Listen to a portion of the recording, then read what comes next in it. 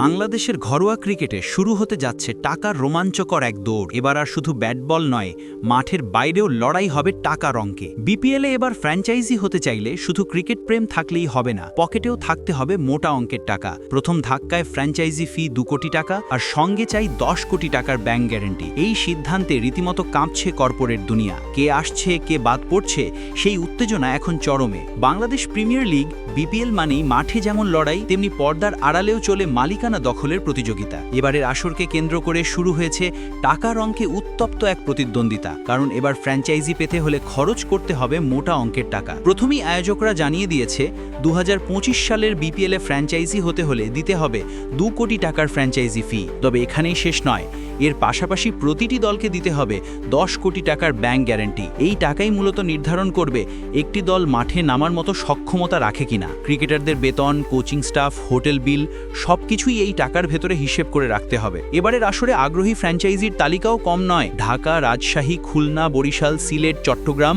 ও কুমিল্লা 7টি পক্ষ দল নিতে আগ্রহ দেখিয়েছে। ঢাকার ফ্র্যাঞ্চাইজি হতে চাইছে 3টি আলাদা কর্পোরেট হাউস। খুলনা ও রাজশাহীর জন্যও আছে একাধিক আগ্রহী বিনিয়োগকারী। তবে আলোচনায় আছে আরেকটি নতুন নাম, নোয়াখালী। যদিও এখনো কোনো কর্পোরেট হাউস থেকে আনুষ্ঠানিক আগ্রহ আসেনি।